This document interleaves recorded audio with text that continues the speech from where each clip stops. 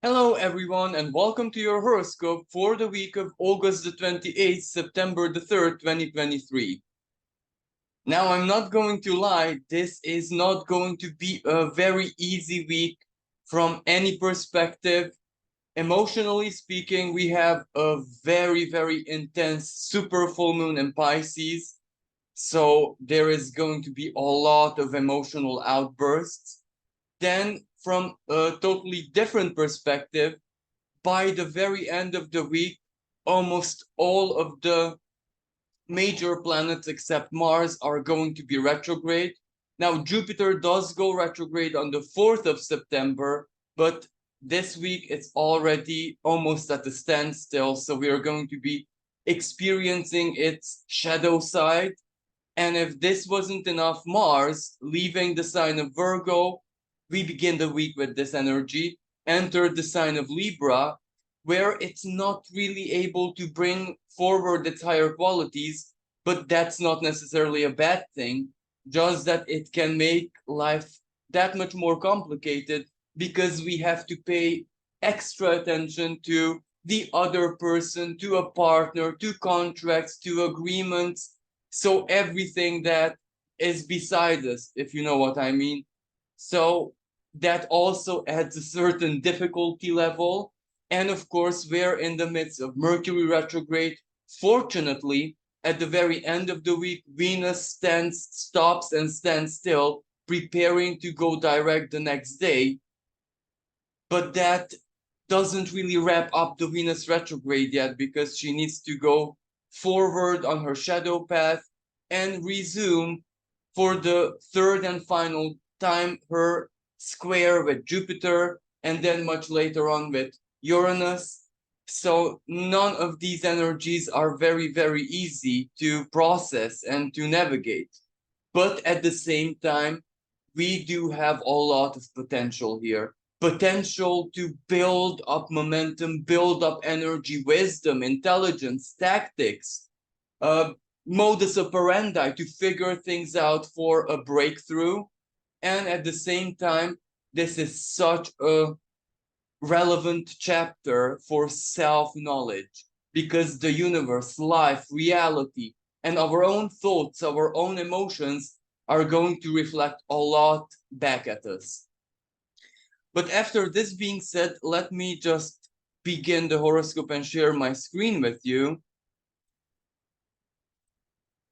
So we are on the 28th of August. Now, before I begin, I would just also like to mention that I did receive some feedback from a couple of viewers who said that they do find my horoscopes very inspiring in the sense that they are learning astrology from it. So in order to honor them, I'm going to be including certain elements for educational purposes that you might not really find in a classical horoscope or in a classical presentation. So please stay tuned until the end because I'm going to be speaking about those elements at the end of the horoscope. But let's begin first. The 28th of August, we still have the Sun opposing Saturn. And of course, that's not a very easy energy because it is a reality check.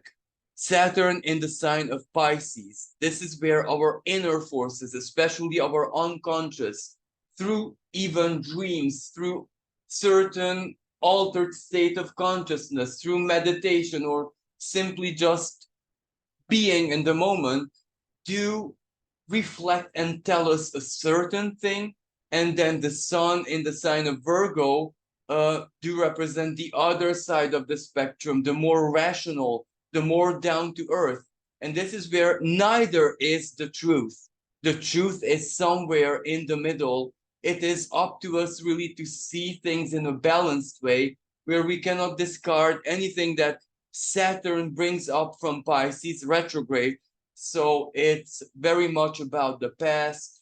This might be moments of recalling very important events in our lives and where they led us, because Saturn is practical. Saturn, what did we accomplish? What was realized? What happened in a real sense? and we might analyze those memories, whatever it is that we recall. It can also be highly positive, nostalgia, for example, because Neptune, the ruling planet of Pisces, is also there. So everything that happens in Pisces when the governor, the ruler, is there, is a touch amplified, if you know what I mean. And then the sun in the sign of Virgo, where the ruler of Virgo is also present, brings the very rational approach, which also has a lot of truth, which also has a lot of practicality. So we do need to find the middle way. But regardless of what this reality check tries to tell us in our lives, chances are under these retrogrades, we shouldn't really jump to a conclusion. It is only like a guideline. It is only like where we are offered the chance to view our situation or whatever this Saturn is bringing up from a multidimensional perspective. So that is a big plus. Now, the darker side of this is that we have Black Moon Lilith, which is going to be making very important connections in the sign of Leo. So how we react to it, we might be feeling the urgency to jump to a conclusion, to take action, to express ourselves, to speak our truth, to, try and put whatever it is that we are feeling and thinking to a certain kind of use in order to change our lives or, to progress one way or another. But I would highly recommend that we don't do this yet. We must work with these retrogrades. And yes, absolutely, at the very, very end of the week, on the 3rd of September, Venus is ending her retrograde motion. But as I said earlier, we are not out of the woods yet. Yet the positive side is that we do have a pretty good image. We do have a pretty good understanding of what this Venus retrograde told us. Just that how we feel about it is not yet certain, not yet stable. It can change. It can transform, so to speak. Especially that when Venus, I'm so sorry about this, I do believe that there's some kind of motor race going on. So whatever Venus is trying to tell us, the conversations that she will have with Jupiter and Uranus are going to be slightly different because both of these planets are going to be retrograde while Venus is going to be direct. So very different than what she has done while she went retrograde. Because while she went retrograde, she was retrograde and these two planets were direct. But now it's the other way around. And Jupiter retrograde, we do feel our sense of truth, justice, and the sign of Taurus values and everything like that much more intensely. It's not all that much what physical reality projected on us, but what we wish to project on physical reality. And Uranus, that is quite fortunate from a very individual perspective because our higher minds are functioning. They are like storming. Uranus is actually a planet of storms. So they are trying intensely to figure things out. And the other positive side is that Mercury, the lower octave of Uranus, holds a trine with Uranus, and both of these planets are retrograde. So that is a really strong brainstorming because Mercury is at home. We must not forget that. So we must be really, really patient, regardless of what life is showing us, because with Mercury retrograde, there can be so many disruptions. For example, certain contracts may not go the way we hoped for, and it might disillusion us. It might take away our hopes. It might break little bit our spirits, for example, especially if you're in business. But we must add a touch of divine wisdom here, because sometimes when a contract is proved itself to be not okay, or the deal just didn't end up being closed, that's sometimes divine protection. That many times means that either there is something so much better for you, just allow it to get into your sphere, into your awareness. And Uranus is the planet of the quantum and the quantic. So quantum strings have to get entangled with one another for an upgraded version, for example, for that contract to appear in our lives. Or the other possibility is that we cannot foresee how it will go. It might be so favorable as right now, but maybe in a few months, in a year, it will show its darker side, and we might not like that whatsoever. So this is where we really, really need to trust the divine and karmic forces working in our lives. And this North Node, the collective karma, in a progressive way, is in Aries. So the universe has every single intention to get us where we want to be, where we desire to be, where we aspire to be, but in an Aries way, of course, because we're going forwards. We're not, you know what I mean? We're not backing up. But, every initiation, every progress needs the right momentum to not fail or not be way too big or way too little for us. So we really, really need to work with these energies. And this week, we will feel such a strong sense of urgency that we might discard the wisdom. Another very important factor is Black Moon Lilith still squaring Uranus. So this is where it's eruptive. This is where the heart just demands our emotions, but the Leo type of emotions.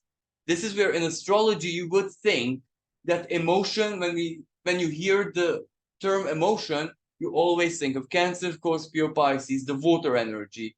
But that's not necessarily true, because when we use the emotion in a when something is based on an emotion, that's fire.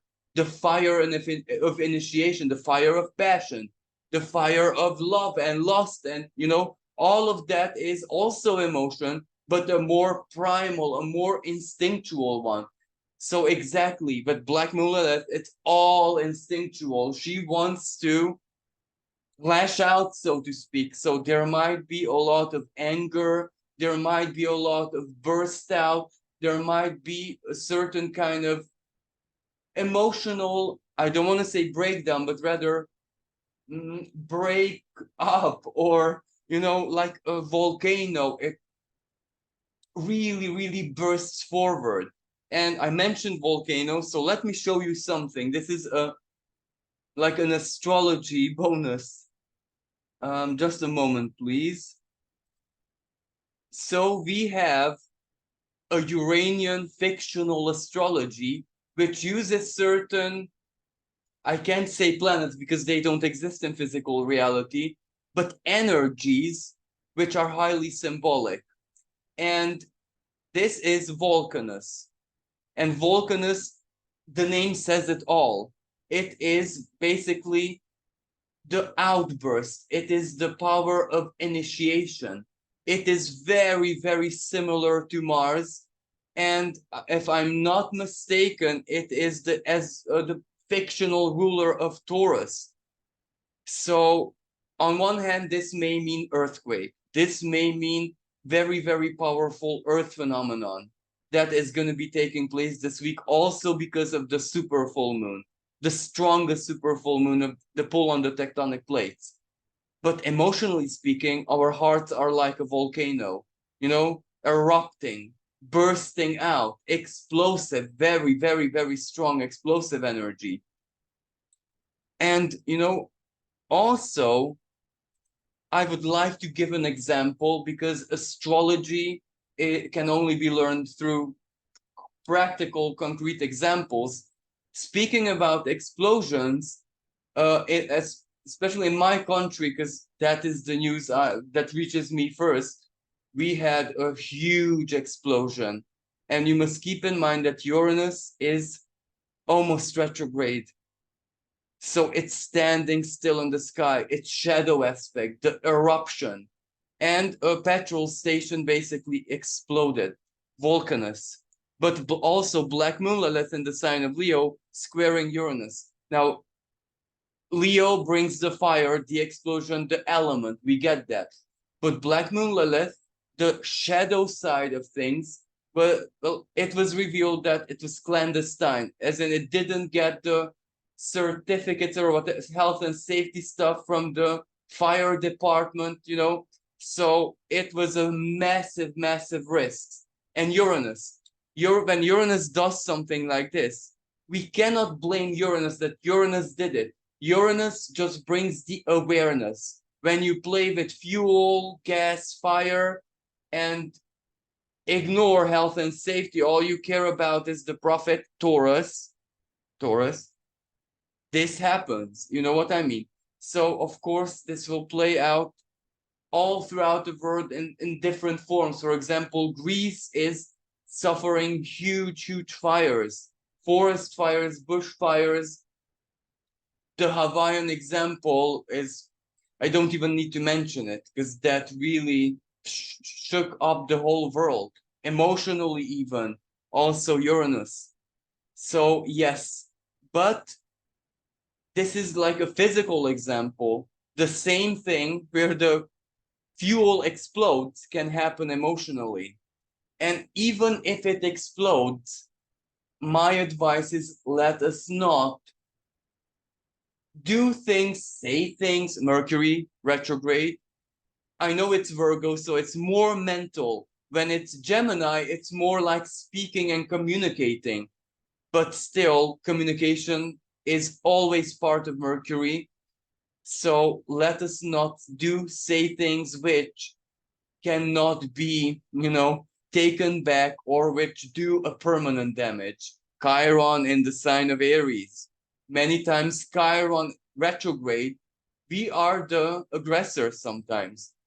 Chiron is not just the wounding where it's our wounds and oh my goodness. Sometimes it's where we are the wound givers. That's also Chiron. Usually when Chiron is direct, it's more about our healing and we need to pay attention to how but when it's retrograde, now that's where our wounding and our wounds can play out in a way where we become greater aggressors than the whoever gave us the wound or whatever gave us the wound. And sometimes we cannot help it because wounds and wounding is part of karma, is part of fate, it's part of nature also. But going back, let me check my, sorry. And another very important energy is that, let me just show you, Black Moon Lilith, be squaring Uranus, that's very obvious, but she holds a trine to Aries. And Aries also this week is going to be exactly conjunct the North Node. So again, Aries is highly explosive. And Black Moon Lilith and Aries do have a lot of similarities. So that means double trouble. You know what I mean? So we need to be as much balanced as possible with this energy in relations to other people. And for example, this real Leo Venus retrograde season is really, how should I say, increasing the number of breakups, increasing the number of terminating relationships, partnerships in any way, shape, and form. But of course, the South Node in the sign of Libra, it is destined. It is the moment to get out of relationships. But this is where we need to look at it from more than one perspective, because by all means, listen to our hearts, Leo. But no one says that the heart has the ultimate truth, because the heart can be, like a volcano. This is where we need to apply Mercury's wisdom as well. Because if your situation does not permit you to break up or do something radical in this present moment, well, then chances are you need to really take that into consideration. And with Leo, always feelings can transform, feelings can change. The fire can die down to an ember, and that might be a totally different, it can be transformational, because a very passionate love story or romance can very well turn into a beautiful alliance, friendship, understanding. But if we will act when it's really not the case, we will just discard the friendship as well. You know what I mean? So, yes. And of course, at the very beginning of the week, Uranus is starting his retrograde. So Uranus is standing still in the sky, and Uranus retrograde begins, of course, on 28th of August, and it will last until the 27th of January, 2024. Now, Uranus retrograde is not a big deal because it takes place every single year, and whenever it turns retrograde, from an individual perspective, this is where we have to embody our authenticity, our uniqueness, even our constructive and creative chaos, because we can give it a shape and form, and we don't know where that can take us, especially in the sign of Taurus. Values, value system, pleasure, five senses. But when it goes retrograde, when it's, as I said, standing still in the sky, its symbolism is amplified. So we can expect a bit of anxiety. We can expect the Schumann resonance to really, really disturb us. We can expect, Taurus, certain sensations and emotions to come over us. And when I say emotions, this is more like, how should I say, neurological, not necessarily emotion in the classic sense. Feeling states, our nerves being triggered one way or another. So we need to be aware of this, especially if panic attacks and anxiety is coming over us. But let us move on to the 29th of August, when Black Moon Lilith let me show you, perfects her trine to the North Node, and the North Node is conjunct Aries. So Black Moon Lilith in the North Node, but the North Node, well, this does say that we cannot ignore the feeling within our hearts that doesn't go away, because that is the path forward for us. And Black Moon Lilith sometimes symbolizes the not so pleasant feelings. For example, that a person, a situation irritates us, and the irritation does not go away.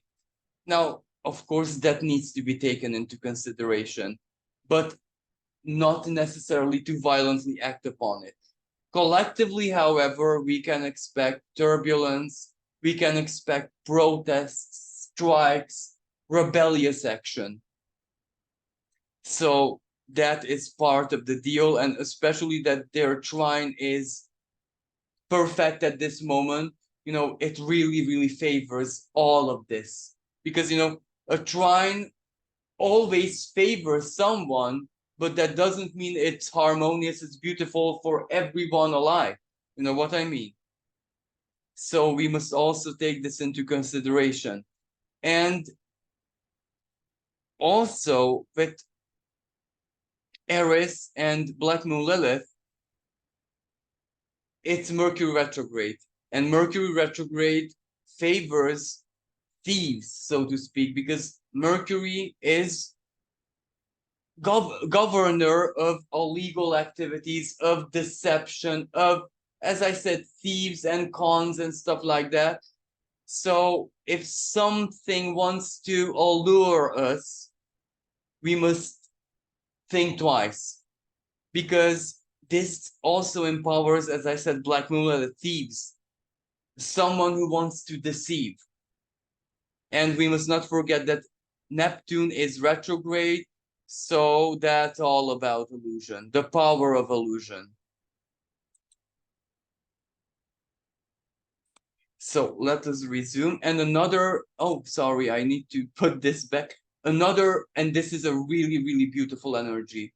Pallas Athena, you don't see it to the degree here, but it does trine Uranus. Their trine is perfected on the 29th or 30th of August. And that is wisdom. And because Uranus is retrograde already, it's not moving back yet, but it is in its retrograde period. It is still, you know, standing still. So again, its symbolism is much stronger.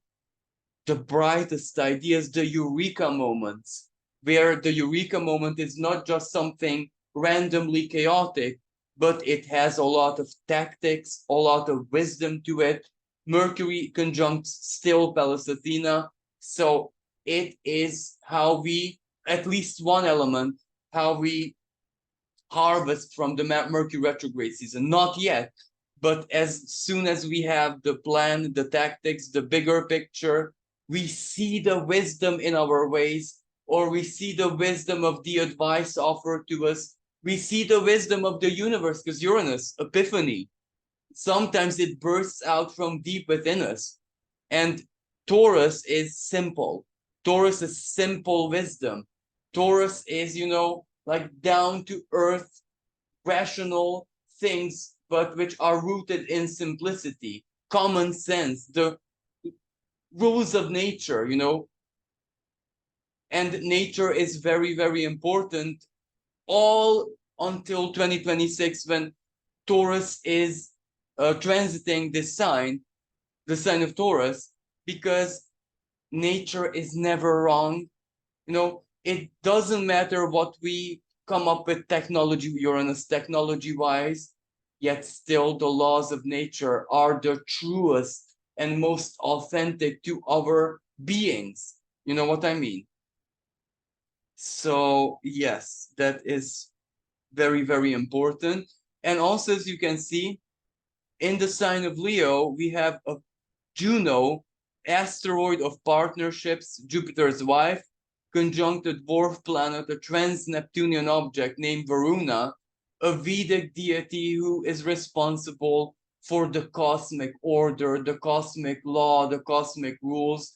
This may represent for some people, especially that Venus is already ending her retrograde, love at first sight, or a partner comes into the picture who changes everything, or whatever you figured out under this Venus retrograde, this is where you receive some kind of help or receive some kind of confirmation, divine confirmation even. And I want to leave this to the very end of the horoscope, but Venus is also conjunct another asteroid named Hecate. This is where Hecate is responsible for divination. There is an asteroid which actually rules divination, divinatory skills. Now, you might say that so many fixed stars and so many astrological configurations are to do with divination, astrology, and stuff like that, intuition. Simply, the moon in Pisces is already a big divinatory energy. Yes, yes, yes, absolutely. But Hecate is a different kind of divination. Hecate is where we really tap into the, how should I express this in a elevated way? You know, the three fates, that's where we can actually translate what they are viewing, you know what I mean? But anyway, I'll speak about Hecate at the very end of the horoscope. So this is where we are actually receiving signals from the universe.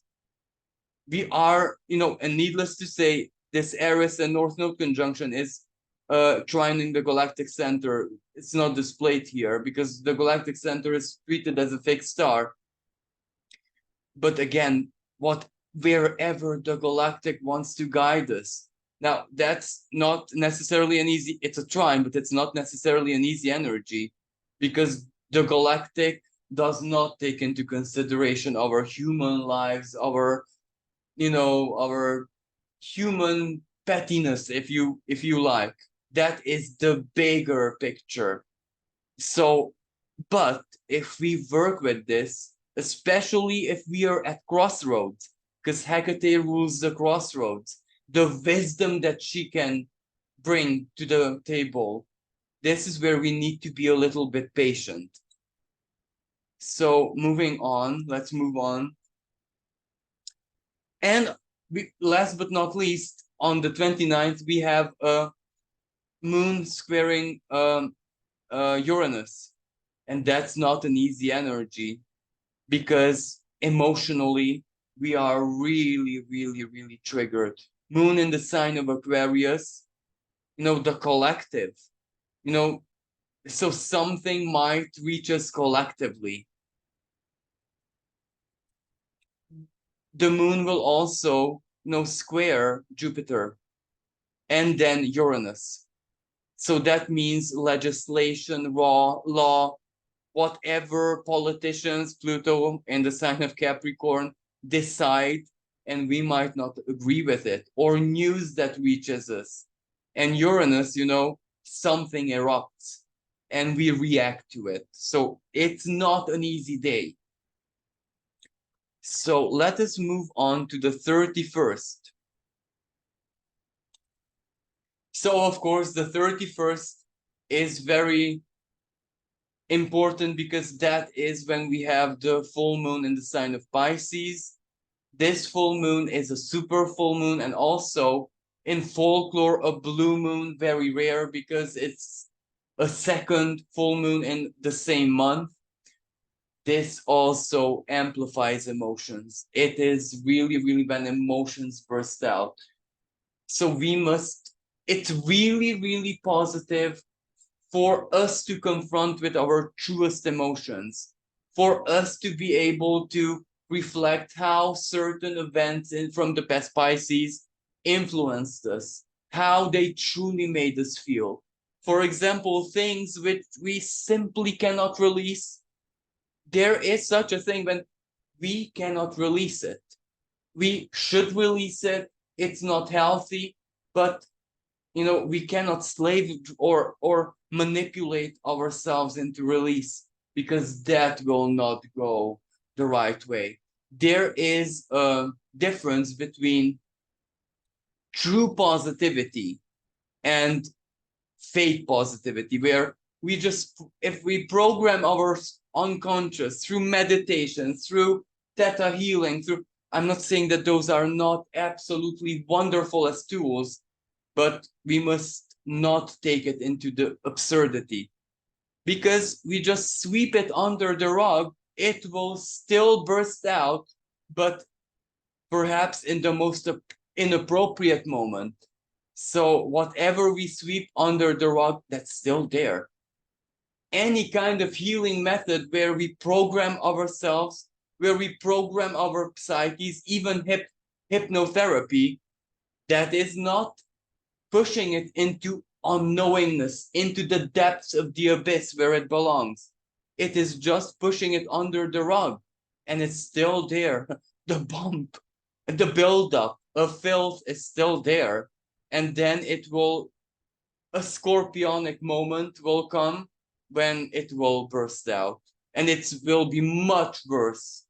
You know what I mean? So positivity is when we feel the emotion. We understand that we cannot release it, but we alchemize it. We cope with it. We tap into its wisdom. We communicate with the divine. Give me the wisdom to understand why I have to go through this, and the strength to go through this in a proper way. And the healings and the meditations, we use it as like vitamin, as helping ourselves to go through it, not sweeping it under the rug. But at the same time, focusing on the negativity, on Pisces victimization. Now, self-victimization is more like the last decan of Pisces, the scorpionic decan. But this full moon can really, really trigger us. So we need to become aware of it. And, there might be a lot of Uranus retrograde, but Uranus is not moving all that much yet. So it's very, very empowered. So you can imagine that this will be like a tsunami of emotions bursting out. And as I said, Uranus is the chaos, the living chaos. Aries, chaos, Black Moon Lilith, chaos. So lunacy, our own unique specific lunacy, where emotions and everything might not make a lot of sense. And we might have some very erratic behavior. And needless to say, our dreams might be super intense, but the dreams are fortunate because if the lunacy, if the chaos, if the unstable emotions play out in the world of dreams, that is the biggest blessing we could possibly get, because it won't play out in our conscious life, our aware life, if you know what I mean. So yeah, we must end, but I do have a special horoscope treating this full moon with tips, guidance, and advice. So check it out if you're guided to do that.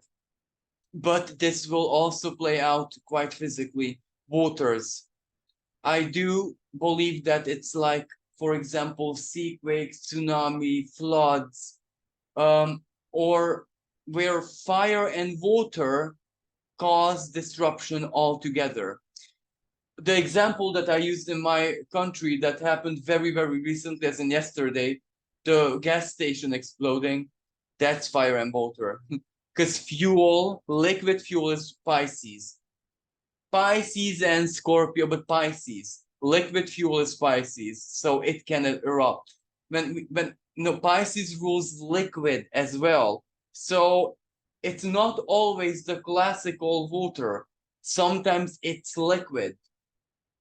So yes, absolutely, that is going to be part of the picture. And also, what I want to show you here. So Mars is at 2 degrees of Libra. Mars into Libra, as I said earlier, Mars is in its prison, detriment, because Libra is the opposite sign of Aries. Now, the downside of this is that we don't feel all that energized. We are not sure of our actions, but under these retrogrades, that's actually a blessing. Because if we are not sure, at least we are not dwelling on it and, weighing it and not being able to decide. That's actually a blessing here, because unless there are deadlines, unless you're forced to do it, you know what I mean? But if you're forced to do it, then you have Black Moon Lilith, the instinct, the gut feeling. You also have Pallastina and Virgo helping you. So there is a lot of help there as well. But if you're not forced to do it, then it's actually quite a blessing, because Libra is the most non-confrontational sign. And Mars, the planet of actually confrontation being in it, it does hold very good qualities, but the indecision can drive us mad. But at the same time, Mars is forced to be empathic, to be compassionate, not in a Pisces, but in the Libra way. You have to help another person.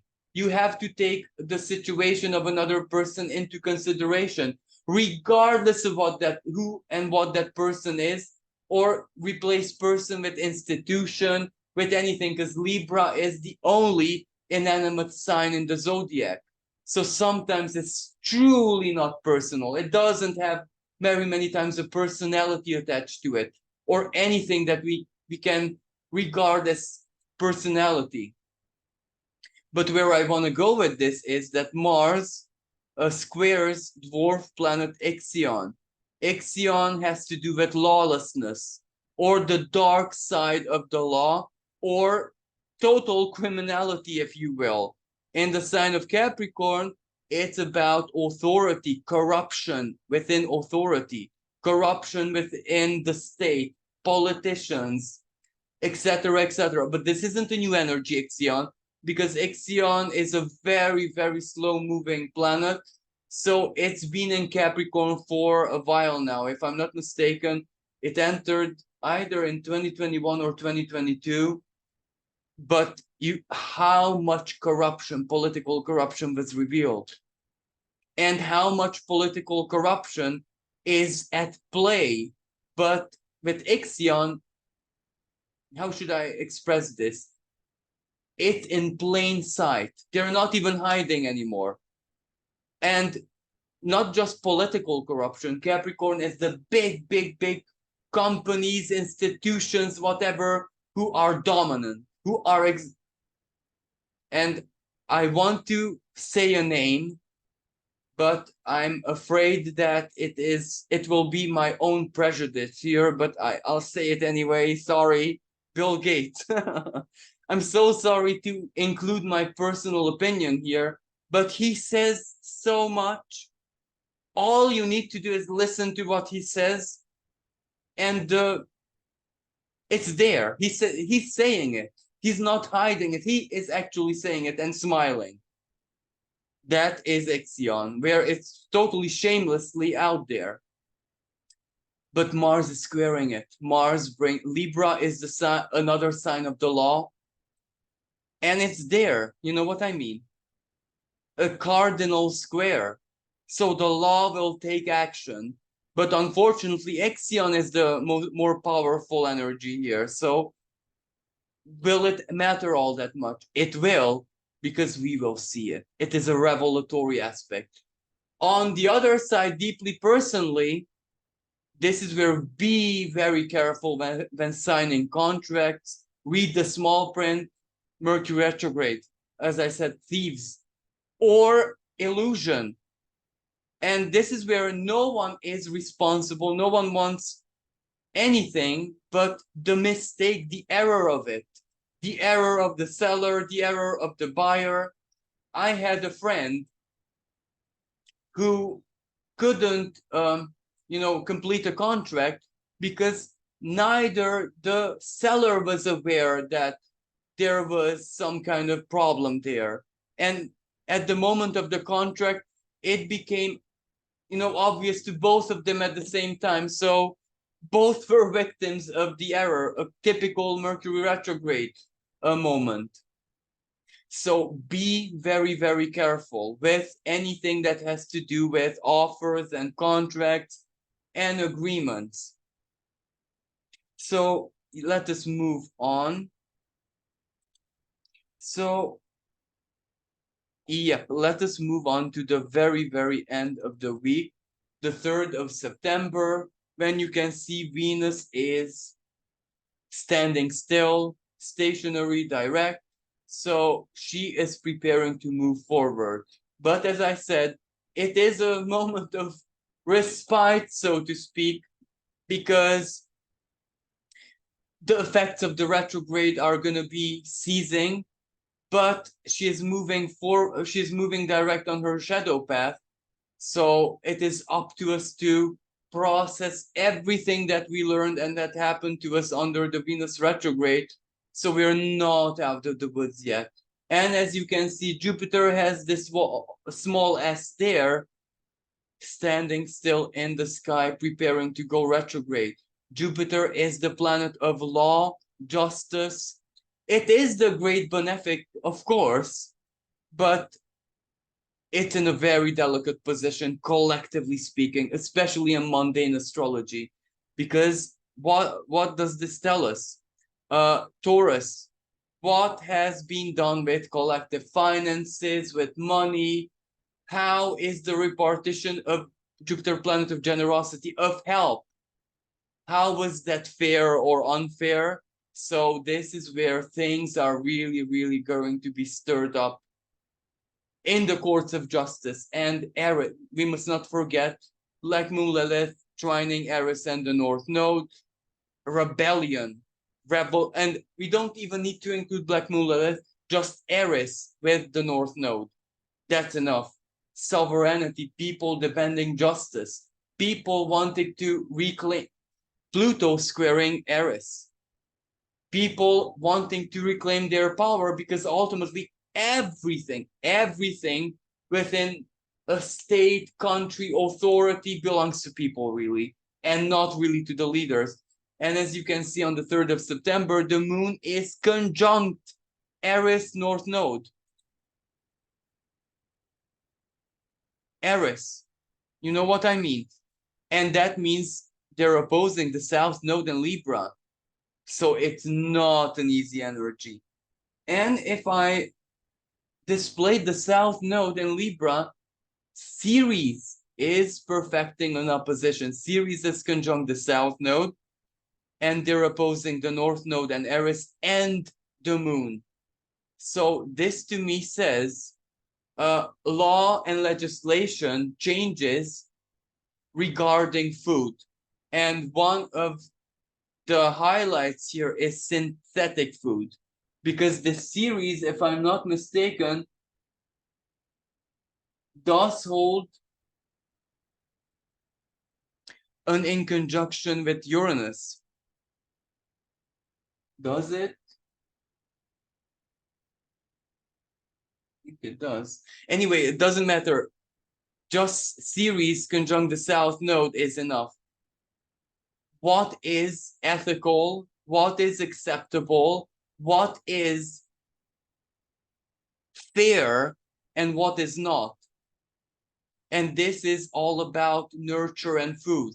So either synthetic food and the use of it is going to be heavily contested in the courts of justice, and some countries already ruled it out. And this can also mean help, as in help in the like food banks, or even benefits, money for food for those who are very, very vulnerable. There's going to be a big deal made about this, and people might demand justice. So there is also that. Mercury retrograde is trining Jupiter again. In the, whatever it is being solved in courts of justice. So there is that side to that. And I would like to dedicate the following to those viewers who are being inspired by my work. So I would like to introduce this Vulcanus, the fictional planet. As you can see, it is in the sign of Leo, but I already spoke about this at the beginning of the horoscope. And I would like also to introduce, there is Black Moon Lilith, and you hear about her in so very many horoscopes, but there is also a white moon, Selena, who is conjunct Chiron. And this is such a truly beautiful energy, because the white moon does represent our soul level aspirations. Wherever it is that we're seeking harmony, wherever it is that we want to offer our own, the light of our souls to others, to everyone, or to use it to get, ahead in life. And it is conjunct Chiron retrograde. How beautiful is that? And at that day, the moon was also conjunct the actual moon, the moon that is a celestial object, because of course Selena is not real, just like Black Moon Lilith. It is just a calculation. So how beautiful is that? We can feel the healing that much stronger. Or for many people, this will be a moment when they're called upon to be a healer. The white moon, the expression of the white moon, whatever they can offer, is profoundly healing. So this is so, so beautiful. A moment when truly we see under the light of the white moon and the physical moon as well, the importance of healing. And this is like a very, very, very strong spiritual boost, a spiritual elevation when we are truly invited to be our more healed versions. But that doesn't mean to disregard the wound, because the wound sometimes is a big power. The wound, the closed wound, which leaves a scar, that is beautiful. How many people out there who suffered like wounds which left scars, they turn it into a beautiful tattoo, or one way or another it became part of their stories, a beautiful part. So this is the symbolism of the white moon. And speaking about the moon, another deity is exactly Hecate, asteroid Hecate. Now she is at 15 degrees of Leo, which means she's squaring Jupiter. Now what I want to say with this is that divination sometimes is not leading us to the right direction, because Jupiter by this time, as I said, it's shadowy. It is very, very shadowy. In the sign of Taurus, we see what we want to see. You know, it is divination at this time, especially, you know, like classical divination, like tarot or self prophecies, or whatever is coming through us through deep, deep feeling. Well, at this time is more like what we want to see, what we want to feel, and we should take it with a pinch of salt. Regardless if it's something very fearful, like, oh my goodness, I'm in danger because I sense this and that, take it with a pinch of salt, because it might be this shadowy Jupiter aggressing Hecate. You know, what do your fears tell you? Where do they stem from? Because chances are, you know, also the moon in Aries, they stem from something that really, really affected you and is playing in the background and you're not paying attention to it. Or this is also wishful thinking. Promises, the power of promises. If something is promised to you, it's not really yours until you have it physically, you know what I mean?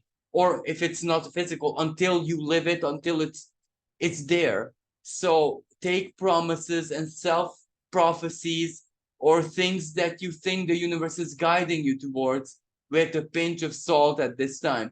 Even numbers, even synchronicities, like for example, and I'm so sorry to use a negative example, but I need to. uh I see so very many tarot readers on YouTube which always in each and every entry they promise money, abundance, love, passion, miracles, like every single time. But when you get to the end they say, well, if you want to claim this, exactly, that's not real divination. That is just Hecate squaring Jupiter. You know what I mean? Of course, it appeals to our hearts. Of course, we want to live it. Who doesn't want to be rich? Who doesn't want to be filthy, abundant? Who doesn't want to be the subject of attraction and admiration? Everyone. But, you know, the universe doesn't speak that way. You know, true synchronicity is different. Like, for example, if you see 555, take into consideration the energy of that number, because 555 usually means that you're in trouble. 555 usually means that be careful because your money is going out of the window. It means prepare for a bit of a moment of scarcity. Be ready for health breakdown. You know what I mean? When the universe bombards you with numbers, well, take it in a real sense, because, for example, 5 is chaos.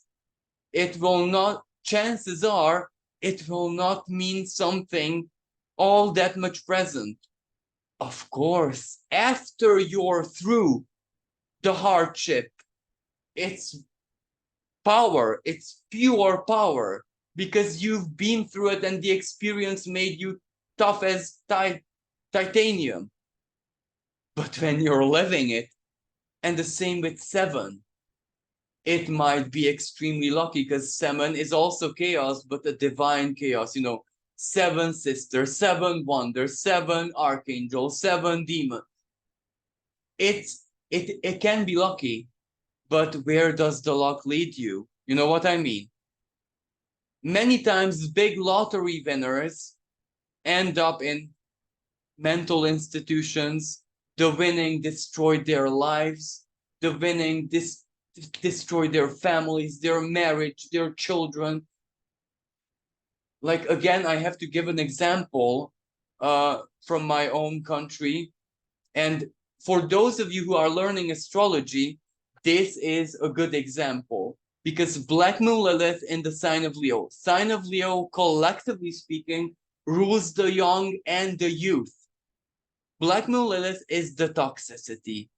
Black Moon Lilith holds an exact in conjunction quincunx with Neptune. Neptune is substances in the sign of Pisces.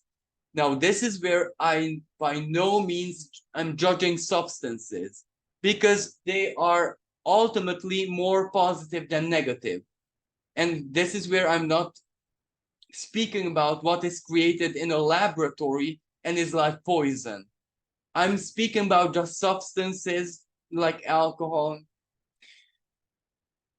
But what you cannot drive on, responsibility. So in my country, this pattern is repeating aggressively. This is where it's happening in many places of the country, where youth under substance kills other youth by accident, by driving Mercury retrograde. Mercury is the planet of travel as well. So Black Moon Lilith highlights the danger, the toxicity, and I don't even know what words to use here, everything that the youth is in danger of. You know what I mean? So why is it aggressively repeating the pattern? You might say, but it's a curse. It's impossible for the same thing to keep on aggressively happening. Is it a work of the devil? No, absolutely not. Awareness.